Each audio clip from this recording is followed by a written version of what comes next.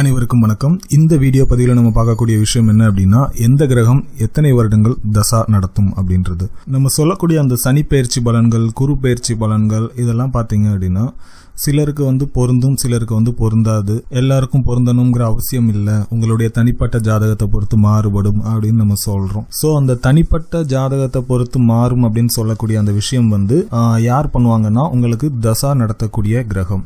9 கிரகங்களும் ஒரு குறிப்பிட்ட ஆண்டுகள் தசா நடத்தும். கிரகம் என்ன தசா நடந்துட்டு இருக்கோ அந்த பலன்கள் தான் உங்களுடைய வாழ்க்கையில அதிகப்படியான தாக்கத்தை ஏற்படுத்திட்டு இருக்கும். ஜோதிட ரீதியா பார்க்கும்போது இந்த 9 கிரகங்கள்ல எந்த கிரகம் எவ்வளவு ஆண்டுகள் தசை நடத்தும் அப்படின்னு பாத்தீங்கன்னா, கேது இந்த கிரகம் 7 வருடங்கள் தசா நடத்தும். சுக்கிரன் இந்த கிரகம் 20 வருடங்கள் தசா நடத்தும். சூரியன் இந்த கிரகம் 6 வருடங்கள் தசா நடத்தும்.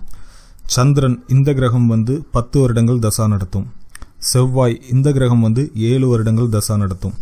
ராகு இந்த கிரகம் 18 வருடங்கள் தசா நடத்தும். குரு இந்த கிரகம் 16 வருடங்கள் தசா நடத்தும். சனி இந்த கிரகம் 19 வருஷங்கள் தசா நடத்தும். புதன் இந்த கிரகம் 17 வருடங்கள் தசா நடத்தும். ஸோ இந்த தசா நடத்தக்கூடிய அந்த காலம் இருக்கு இல்லையா, உதாரணமாக நம்ம செவ்வாய் எடுத்துக்கிட்டோம்னு வச்சுக்கோங்களேன், 7 வருடங்கள்னு சொல்கிறோம்.